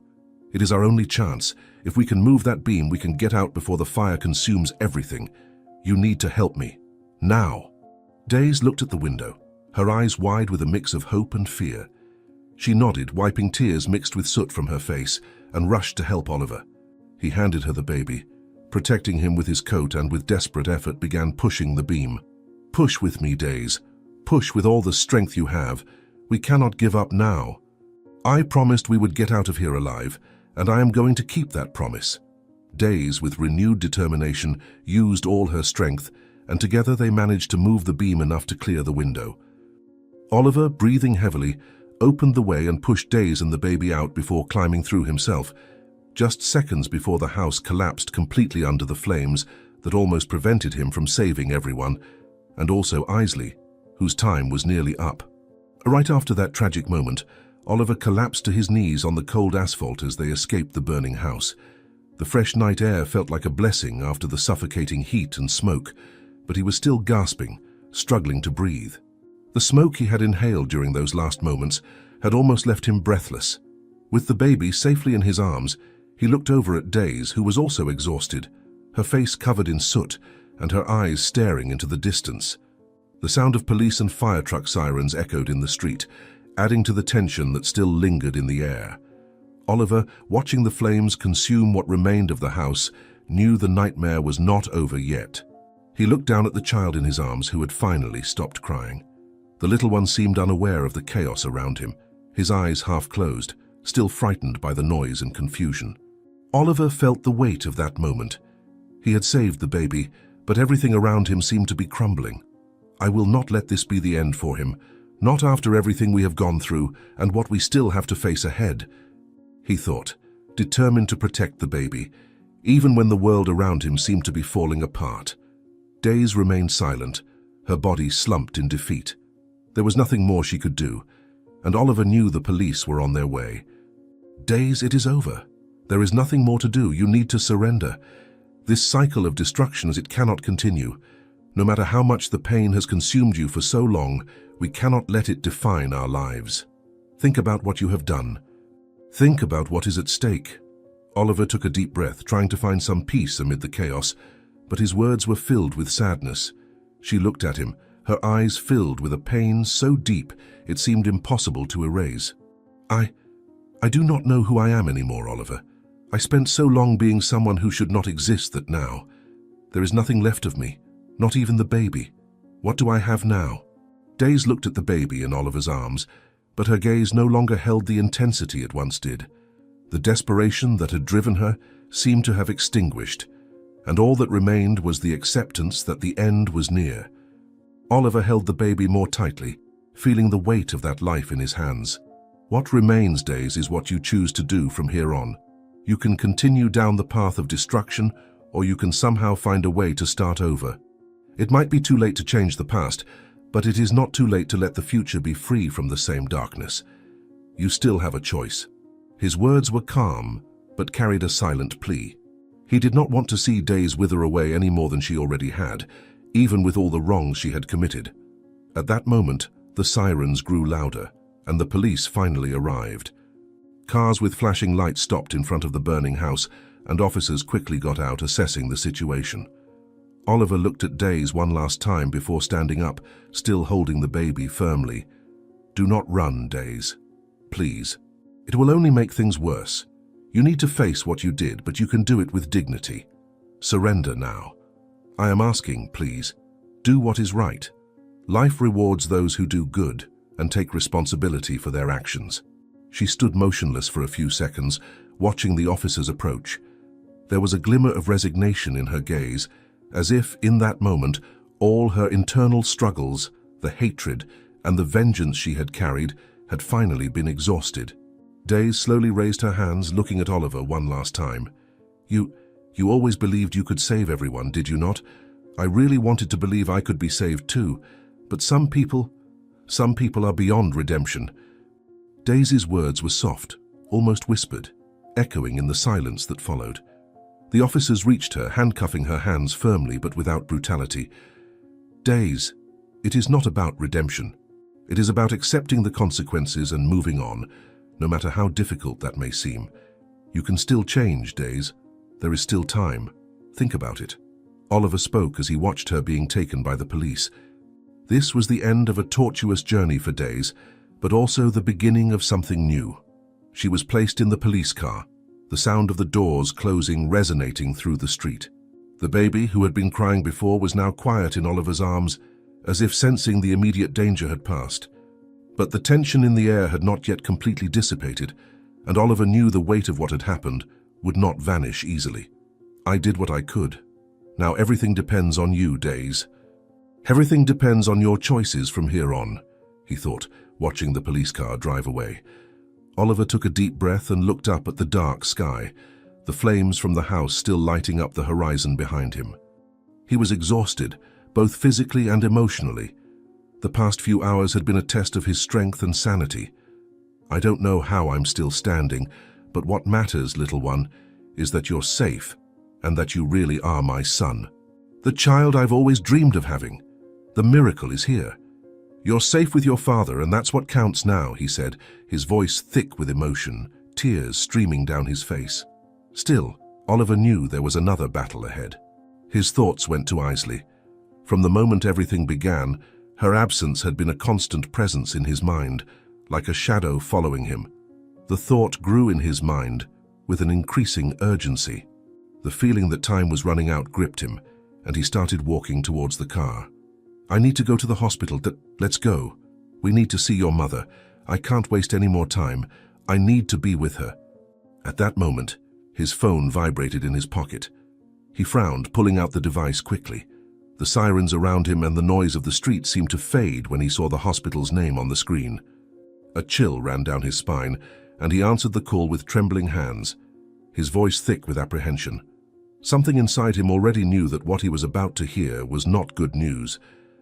On the other end of the line, a doctor's voice sounded serious, getting straight to the point. Mr. Fuentes, we need you to come to the hospital immediately. Your wife, Isley, is in critical condition. Her condition has worsened in the last few hours, and I'm afraid she doesn't have much time. The silence that followed felt unbearable. Oliver stood still as if the world had stopped spinning for a moment. He felt the air leave his lungs and words became difficult to form. Fear gripped him. He had been through so much that night, fought the impossible to save the baby, and even Days, but now his wife was on the brink of death. Isley is dying? I'll be there as fast as I can. I'm on my way, bringing our son. Oliver's voice broke at the end, and he hung up the phone, still trying to process what he had just heard. He looked down at the baby, his eyes misty, feeling a tremendous pain in his chest. I fought for you, my son, but now I might lose the person I love most in this world so unexpectedly. I can't lose her. Not now. Not like this. Confusing thoughts filled his mind as he tried to find the strength to keep going. The image of Isley in her final moments haunted him, and he knew he had to rush to be by her side. As he held the baby tighter, a wave of despair washed over him, but also a sense of responsibility. He had saved one life but was on the verge of losing another. I know you're just a child, and maybe don't understand this now, but what I did today was for you. But now I need to save Isley. I need to save your mother and our family. I need to be with her. I can't let her leave alone. Oliver tried to hold back his tears, but they insisted on falling. The lights from the sirens still illuminated the street, and firefighters were now battling to control the flames. Oliver gave one last look at the scene, realizing how destroyed the world around him was. I survived the fire, but I don't know if I'll survive what's to come. He carefully placed the baby in the back seat, closed the door gently, and got into the car. The hospital wasn't far, but at that moment, every mile felt like an insurmountable obstacle. In his car, Oliver drove at high speed through the deserted city streets, his heart pounding furiously in his chest. The silence inside the car was heavy, contrasting with the sound of the tires tearing through the wet asphalt. The baby, wrapped in his coat, breathed irregularly in the back seat. Each time Oliver glanced in the rearview mirror, he saw the small, fragile body and felt a growing terror grip his soul. Please, God, give me strength. Don't let all this have been in vain. Not after all the hell I went through tonight. I need to get to the hospital. Isley, the baby. My family depends on me. The thought propelled him forward, but the fear was overwhelming. When he finally arrived at the hospital, Oliver nearly stumbled as he got out of the car, the exhaustion and physical fatigue taking over his body. He opened the back door with trembling hands and took the baby, who was now even more still than before. Please, please, Kai, stay with me. We're almost there. Have strength, my son. For everything you've gone through and are going through so young, I believe in you and your strength, he murmured as he hurried toward the hospital entrance. Each step felt heavier than the last, as if the weight of responsibility was crushing his shoulders. The automatic doors opened with a soft noise, and Oliver entered the reception with a desperate look. I need help. Please, the baby. He was in the middle of a fire. Please save my son. He's so young, and he's also my wife's only chance. He'll donate his marrow to save her. Don't let me lose my family. Oliver shouted to the medical team, who rushed toward him as soon as they saw the panic in his eyes and the child's fragile state. We need an emergency team now. He's having breathing difficulties. We need to stabilize him immediately, shouted one of the nurses as she took the baby from Oliver's arms. Oliver stepped back, his heart shattered as he watched the medical team rush the baby towards the emergency area. His legs weakened and he leaned against the wall, panting. He fought to keep his composure, but the image of the fragile, almost motionless baby haunted him. Oliver tried to convince himself that everything would be okay, but fear refused to let him rest. He thought he had done everything he could, and now it was out of his hands. As he watched the scene unfold before him, a doctor approached. Mr. Fuentes, we understand the severity of the situation. We are stabilizing the baby and preparing him for testing and the marrow transplant, but he is very weak. The fire appears to have caused severe respiratory complications. We will do what we can, but we cannot guarantee anything at this time. The doctor's words felt like a stone pressing on Oliver's chest, intensifying his despair. But he has to survive, Doctor. He's just a child. He's strong. And he's also the only hope to save my wife. He needs to donate the marrow. Isley is dying. If something happens to him and her, I can't lose them both. You have to do something. You have to save the baby. Oliver's voice cracked as he tried to control his emotions. He knew he was on the verge of breaking down, but he needed to keep hope alive, to believe there was a chance, no matter how small. The doctor nodded, his face grave. We are doing our best, Mr. Fuentes, but you need to understand that the baby is in critical condition. The fire caused severe damage, and his respiratory system is very fragile. We will stabilize him first before proceeding with any procedure. And as for your wife, she is also in a very delicate condition. We need to act fast, but time is against us. The doctor paused as if the words were difficult to speak. Oliver felt the ground disappear beneath his feet. Time was something he didn't have, something his wife and the baby didn't have. Why does everything have to depend on so little? What else can I do? How can I save Isley and the baby? Frustration and despair consumed him, but he knew his only choice was to wait, a wait that felt endless. Suddenly, the sound of alarms echoed down the corridor, and a medical team rushed toward the room where the baby was being treated. Oliver's heart raced and he ran after the doctors, panic taking over his mind. The emergency room doors closed, leaving Oliver outside, trapped in his own anguish. A nurse approached him, her face urgent, but also empathetic. Mr. Fuentes, the baby went into cardiac arrest. We are doing everything we can to stabilize him. Please trust the medical team. They're doing the best they can. The nurse's words were like daggers in Oliver's chest. He stood there, feeling helplessness invade every cell of his body. Cardiac arrest, my God, I can't lose this baby too. I can't lose the child God gave me. The child Isley gave me. Not after everything I've been through. Oliver closed his eyes for a moment, trying to hold back the tears threatening to fall. Please, he's just a baby. He can't. Not now. He needs to survive. He needs to live. To save my wife. To have the life he deserves. I can't do this alone. I can't fight against everything alone. I need him to hold on.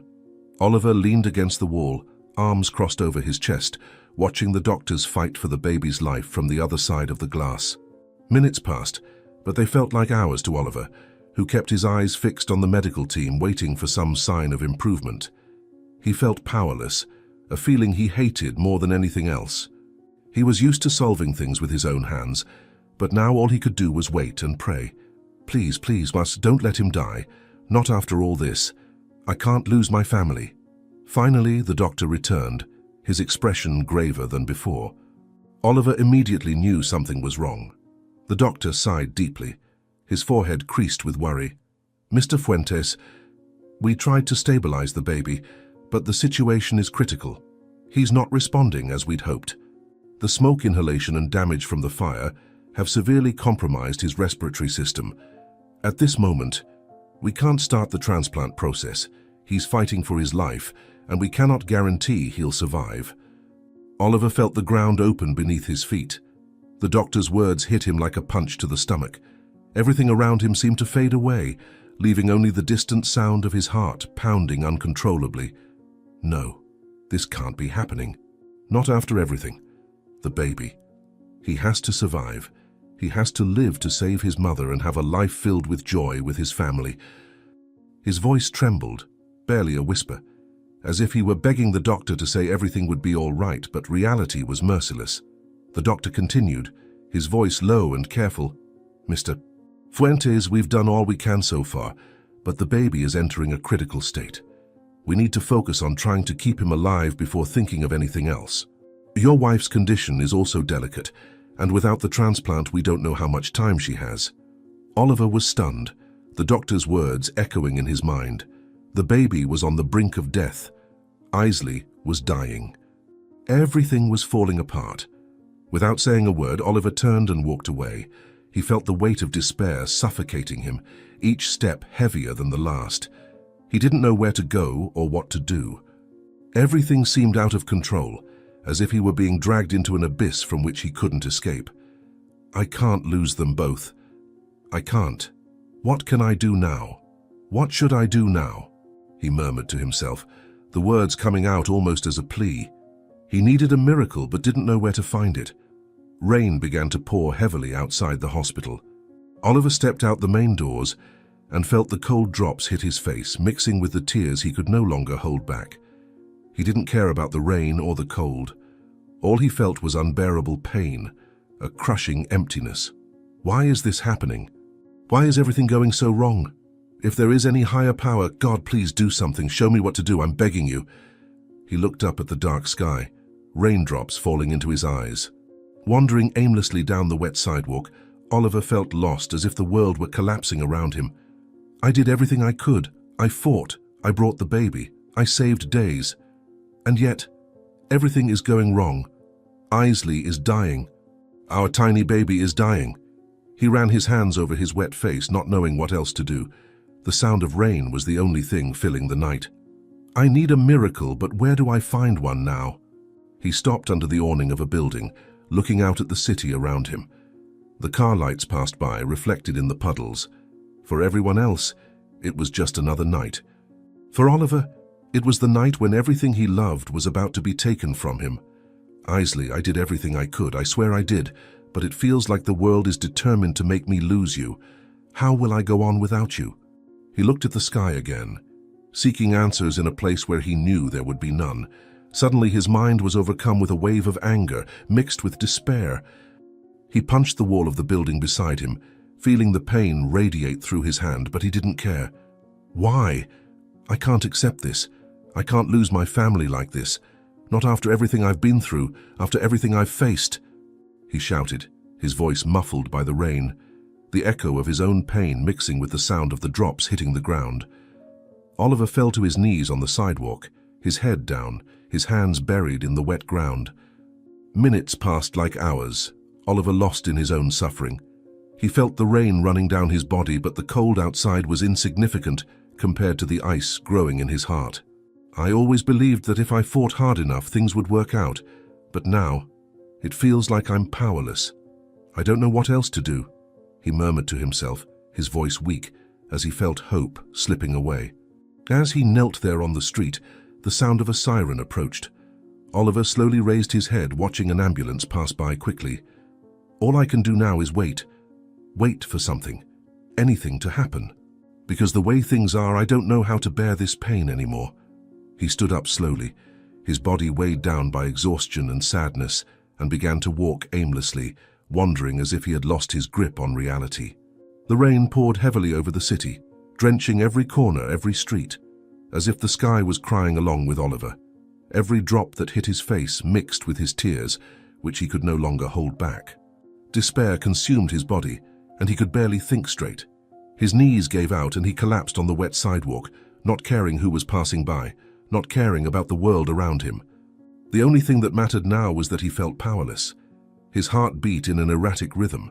The sound of the rain drowned his sobs, but not the chaotic thoughts in his mind. Why is everything falling apart like this? Why, after everything I've been through, am I on the verge of losing them both? I can't accept this, I can't. Oliver clenched his eyes shut, his face turned to the ground, his hands clutching the cold, muddy asphalt. The pain in his chest was unbearable, a pain that consumed him, making him question everything. He raised his face to the sky, the raindrops running down his skin, washing away the despair of his tears, but not the agony he felt. If there is any higher power, help me. My God, please hear me now. I have nothing left. I have no more strength. I don't know what to do. I just need a miracle. Save Isley. Save the baby. They don't deserve this. I'm begging you. Do something. Anything. Only a miracle can save them, and only you can make that happen. His voice broke in the rain, a desperate plea thrown to the wind, not knowing if it would be heard. Every time Oliver thought about Isley, lying in that hospital bed fighting to survive, something inside him crumbled a little more. He thought of the baby, fragile and battling his own body, which made him feel even more suffocated. I fought for them. I gave everything I had to save the baby, to keep hope alive that Isley would survive. But now, everything is out of my control. I've done all I could, and still it's not enough. God, please, show me that there is still hope. With every second that passed, Oliver felt his strength leaving him, his physical and emotional exhaustion weighing down on him.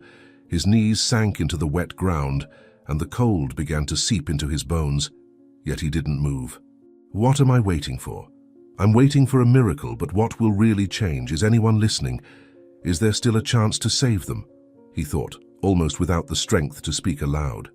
Oliver closed his eyes and pressed his hands against his chest, as if he were trying to hold together the pieces of his heart that were breaking apart. Isley, I promised you I would do everything to save you, and here I am, doing all I can. But it feels like the world won't give us a chance. Am I destined to lose you? Please don't take them from me. I don't know how to go on without you both. He shook his head as though trying to banish these dark thoughts, but they continued to invade his mind relentlessly. The sound of a passing car briefly brought him back to reality, but the despair continued to tighten around his chest. The feeling of powerlessness was overwhelming, as though he were sinking into an ocean of endless pain. If I could trade places with them, I would. I would give my life for theirs if it meant they would be okay. Please, God, if you can hear me, I beg you, take my life but spare theirs. He murmured, his words nearly drowned out by the sound of rain hitting his face. The street was empty except for a few cars passing by occasionally. Oliver felt completely alone, as though he were isolated in his own suffering. He looked around as if expecting someone to appear with answers, a solution, but all he found was emptiness. Why am I always waiting?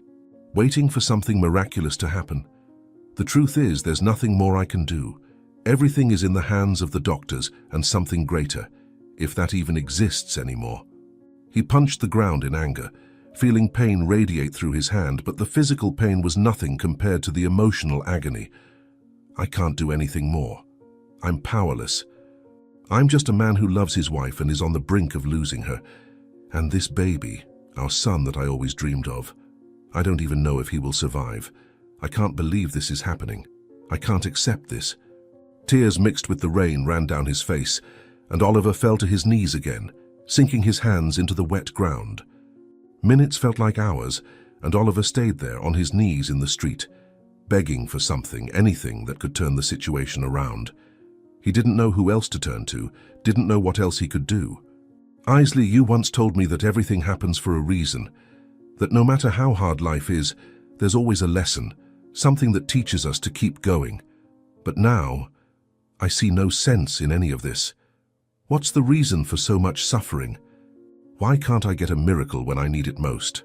At that moment, in the midst of the heavy rain, he heard footsteps approaching, soft and almost inaudible amid the rain. Oliver lifted his head, his face still wet with tears and rainwater. A figure was approaching slowly. It was a nurse from the hospital, a woman with a calm expression, someone who seemed to understand the pain he was feeling. "Mr. Fuentes, I'm Nurse Morgan. I have news about your wife and the baby." Her voice was soft, but there was an urgency hidden in her words. Oliver stood up slowly, still breathless, and looked at the nurse with a mix of hope and fear.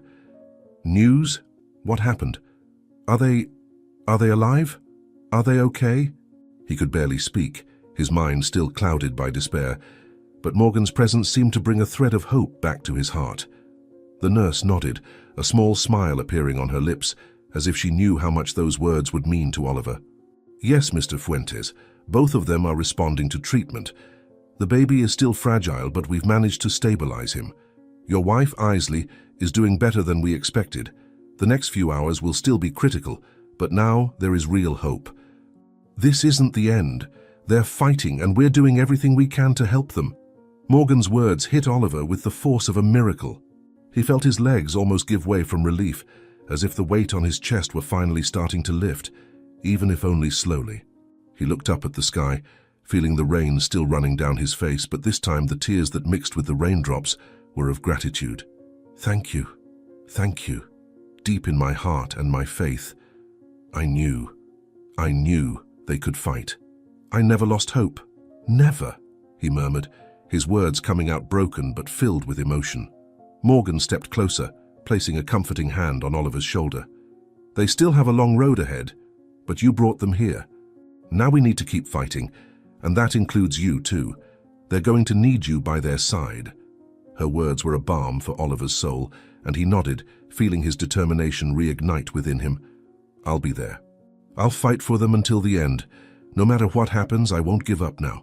Thank you, Morgan. Thank you for giving me this hope." Oliver took a deep breath, filling himself with courage and strength. He knew the path was still uncertain, but now there was something to believe in. There was a chance to save his family, and that was all he needed. Oliver entered the hospital room with a heavy heart, as though each step he took sank him deeper into a swamp of uncertainty. The cold white light illuminated Isley's pale face as she lay motionless in the bed, surrounded by machines monitoring each breath, each fragile beat of her heart. Her expression was one of vulnerability he had never imagined seeing. The pain of seeing her like that cut through him like a knife. He approached the bed, his trembling hands touching hers, as though that physical connection could revive the bond he feared losing. "I'm here, Isley. I brought the baby, and now they say there's a chance, but that chance, it's as fragile as you are now." The doctor approached Oliver, his expression somber and serious. "Mr. Fuentes, we've evaluated the situation. The bone marrow transplant is ready to proceed, but the baby's condition is extremely delicate.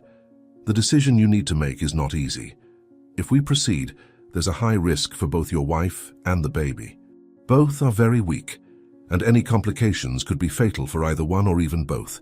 I need your authorization to move forward, but I need you to be aware of the risks." Oliver closed his eyes, feeling the weight of the decision fall on his shoulders like a crushing mountain. He was trapped between two lives, both dependent on a choice he knew he couldn't predict the outcome of. "I know the risks are great. I know the baby can barely breathe on his own, and I know Isley is on the brink of death, but what can I do? I can't simply give up on one of them. They are everything to me. I can't lose either of them. After all we've been through, we will keep fighting. We are never truly alone." The doctor watched him closely, waiting for his response, but there was no pressure, only the harsh reality of the moment. Oliver, still holding Isley's hand, leaned closer to her as if his words might reach her in some distant place. "Isley, I don't know if you can hear me now, but I'm here, and I need you to fight. I know you're strong. Our son needs you. I need you. Everything we've done has brought us here, and I can't make this decision without thinking of you. But if there's even the slightest chance to save you both, I'll take it. I'll fight for you, as I always have, as we always will fight together." The silence in the room was almost unbearable. The sound of the heart monitors seemed to be the only thing alive there. The doctor, understanding Oliver's anguish, gave him a moment to process the situation. "Mr. Fuentes, I understand that this is an impossible decision, but we can't wait any longer. We need to know how to proceed." Oliver looked at the doctor, his eyes filled with pain and uncertainty. He knew this was a life or death choice, and there was no way to predict the outcome. Oliver straightened, squeezing Isley's hand one last time before turning to the doctor. "I authorize the procedure. Do the transplant. If there's any chance of saving them both, I accept the risk. No matter how risky it is, I can't just stand here and watch them slip away. Isley and the baby, they are my life, and I have to believe they can make it through this." The doctor nodded respectfully, but his expression still carried the weight of what was to come. He stepped back, leaving Oliver alone with Isley once again. With a heavy heart, Oliver looked at his wife's peaceful but so fragile face, wondering how everything had reached this point. "I should have done more. I should have seen the signs, understood what was happening before, but now, all that remains is hope," he said. As the minutes passed, Oliver felt time slipping through his fingers like sand. Every second felt like an eternity, each beat of his heart a cruel reminder that he was at the mercy of fate. He looked at Isley again, still silent, and couldn't help but imagine what she would say if she were conscious. "You would tell me to be strong. You have always been my rock, Isley. And now I am trying to be strong for you, but I don't know if I can.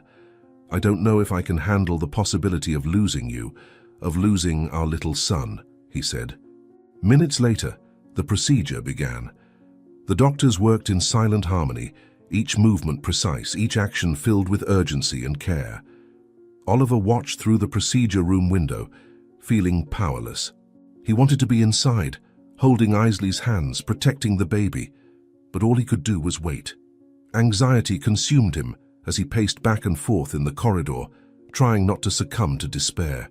Please, God, let this work. They have already been through so much. They deserve a chance. Time dragged on, and with each second, Oliver felt his fear intensify. He could barely breathe, feeling the weight of his decision crushing him. What if I am wrong? What if I am putting them in more danger with this choice? But what else could I do? Just stand by and wait for life to take them away? That was never an option. It never will be. Finally, after what felt like an eternity, the doctor exited the procedure room with a cautious expression on his face. "Mr. Fuentes, the procedure has been completed, but both are still in critical condition. The next phase is the most delicate. Now we need to see how their bodies will respond to the transplant. They are fighting, but we cannot guarantee anything yet. The next few hours will be crucial." Oliver took a deep breath, feeling relief mixed with lingering anguish. He approached Isley's bed, still unconscious, and took her hand once more. "I know you will get through this. You have always been stronger than I am. You have always taught me to fight, to never give up. And now I need you to keep fighting, Isley. The baby needs you. I need you." The hours passed in a tense, silent atmosphere. Oliver remained by Isley's side, not leaving the room, afraid that every second away could be the last. He watched her every move, hoping for any sign, any hint that she was coming back, as he still couldn't see the baby in the neonatal intensive care unit. Then, when he least expected it, he felt Isley's hand squeeze his gently. His heart raced, and he looked at his wife, whose face was starting to show signs of life. "Isley? Isley? Can you hear me? Can you hear my voice? My love?" Her eyes opened slowly, blinking against the intense light in the room. She looked confused at first, but gradually her eyes focused on Oliver, and she tried to speak, though her voice was weak and hoarse. "Oliver? Are you here? What is happening? Are you all right?" she murmured, her breathing still heavy. "Yes, my love, I am here. I never left your side. The baby is fine and the transplant was performed. You are both fighting, and I know you will make it through. I thought I had lost you. I thought I would never see you open your eyes again. But you are here, and that is all that matters now," Oliver said, unable to hold back the tears that streamed down his face as he spoke. Isley closed her eyes for a moment, taking a deep breath, as if trying to gather her thoughts. When she opened them again, there was something more in her gaze, something that Oliver couldn't immediately identify. "Oliver, I need to tell you something. There are things I never told you, things that maybe could have prevented all of this. I was pregnant. I wanted to surprise you, to tell you when you came back from your trip, but there was no time. I wanted to tell you in a special way." Isley took a deep breath as if seeking the courage to continue. "I wanted it to be a perfect moment just for us. But Days, my twin sister, she came back. I never told you about her because she was part of a past I tried to forget. She was troubled, and I thought we would never see her again.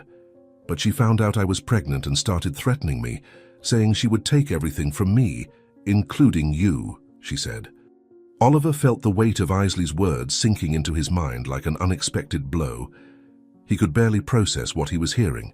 Days knew about the pregnancy, and she threatened to take everything from you. "Why didn't you tell me before?" "I could have helped. We could have faced this together," Oliver murmured, his voice trembling with confusion and pain intertwined. Isley closed her eyes for a moment, letting a tear roll down her face. "I thought I could handle her on my own. I didn't want to involve you, didn't want you to carry the burden of my past. Days was always unstable, always full of resentment. I thought that if I didn't confront her directly, she would eventually give up and disappear again. But I didn't know she had taken the baby until you brought him home, and when you said you found him on the street, I panicked, as he was supposed to be sleeping in his crib. I had put him to sleep some time before, and I never thought Days would be able to enter our home and take him. I was terrified when I realized what she had done." Oliver held Isley's hand tightly, trying to absorb the gravity of the situation. "She came back to destroy everything you had built, everything we had built, and I didn't know anything. I was blind while she was planning all this. But you were trying to protect me. I understand that now, Isley, but I wish you had trusted me from the start. Maybe somehow we could have prevented all of this," he said, taking a deep breath and trying to remain calm. Isley nodded, the pain and regret clear on her face. "I know, Oliver, and I am so sorry. I should have told you. It was something silly. You were traveling. You would be gone for months, and I found out I was pregnant. I just wanted to surprise you.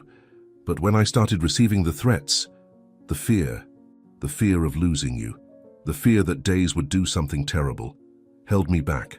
I was so terrified that I ended up isolating myself. And now, everything I feared almost happened. I just wanted you to know that the baby was our hope, our chance for a new beginning." Oliver felt a knot form in his throat. He leaned closer to Isley, gently stroking her face. "Isley, it doesn't matter what happened. It doesn't matter what Days did or tried to do. What matters is that you two are here. And despite everything, we still have a chance. We still have our baby. We still have each other. I just need you to keep fighting. We still have so much to live for together." Isley's eyes filled with tears, but this time there was something more, a silent determination that Oliver recognized.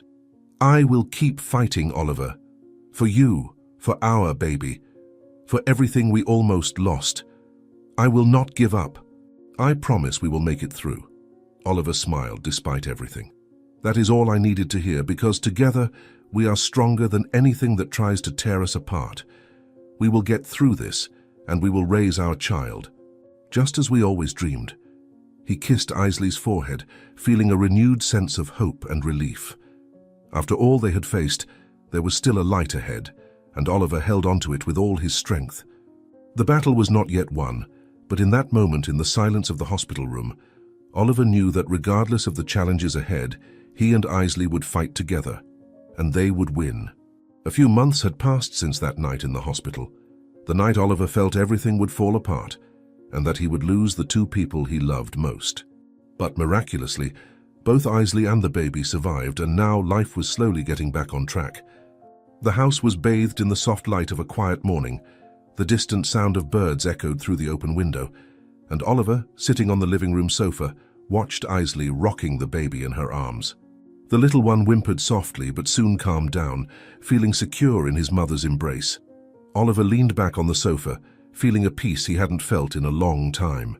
He still remembered the fear, the long sleepless nights, the uncertainty that seemed endless.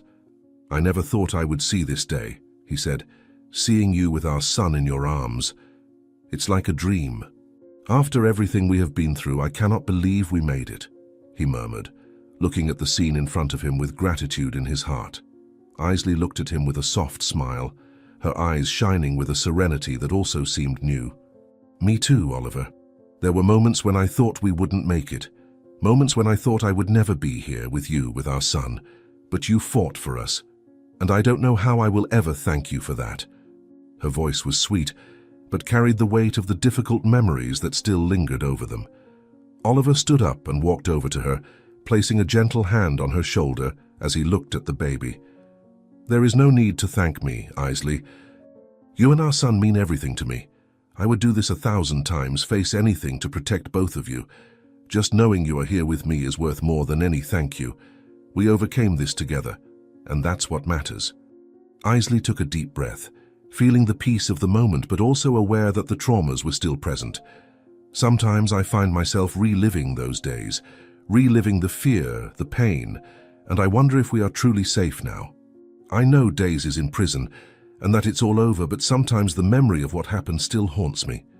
I just want him to grow up in peace, without carrying the weight of our past. She looked at the baby, who was now sleeping in her arms, and smiled sadly. Oliver sat beside her, gently taking Isley's hand.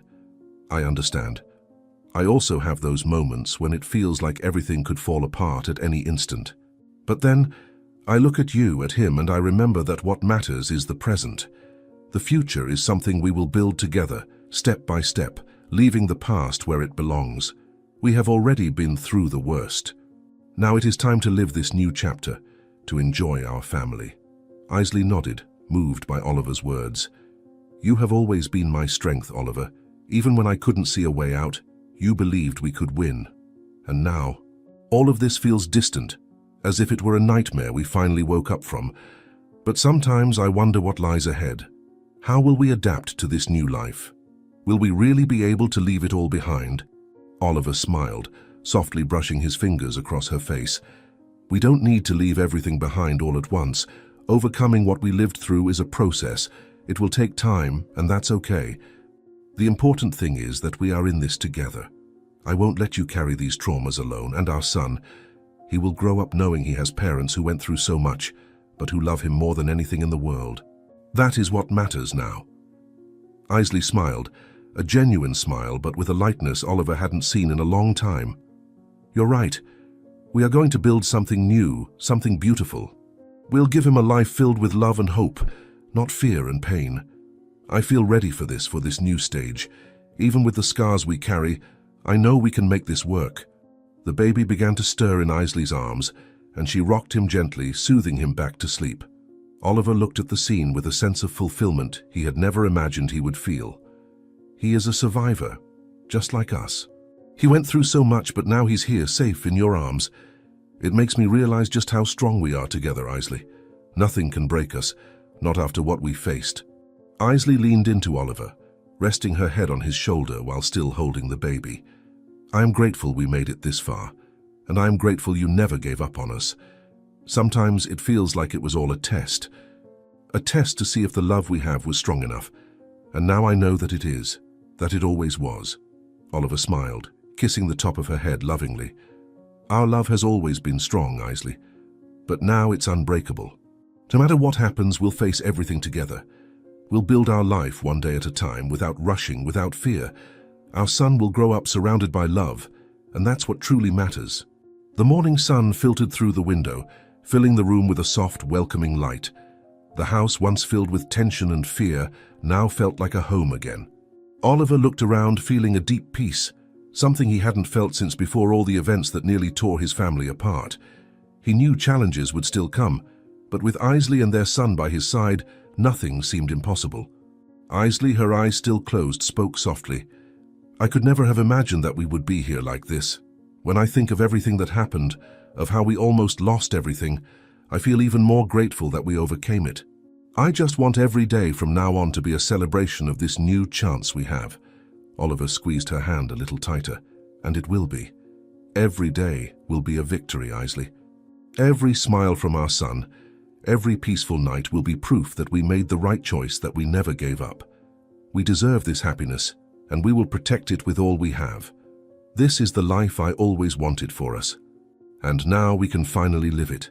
He looked at the baby who slept peacefully and felt his heart fill with joy. The house was silent, but it was a comfortable silence, filled with the love and connection that Oliver, Isley, and the baby shared.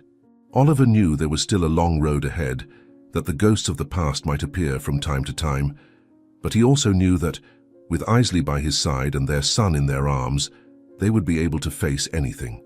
Isley opened her eyes and looked at Oliver with a gaze of tenderness and gratitude. "I love you, Oliver. I love our life, our family, and I know that no matter what happens, we will be okay. Because in the end, all we have is each other. And that is more than enough." Oliver smiled, his heart overflowing with love. "I love you too, Isley, more than words can express.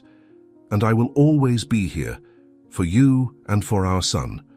The three of us, together, against the world." And so, on that sunny morning, in the warmth of their home and with the soft sound of the baby's breathing, Oliver and Isley finally found the peace they had long sought. They had been through hell, but now they were in a place where love was at the center of everything. And that, thought Oliver, was the true happy ending. If you enjoyed this story, we invite you to like this video and subscribe to our channel. Your support motivates us to continue bringing heartwarming stories almost every day. Do not miss the next surprising narrative about to appear on your screen. We are immensely grateful to have you here with us. Now you can click on the links that are appearing on the screen right now. We have a special selection just for you, full of valuable stories and guaranteed entertainment. See you there.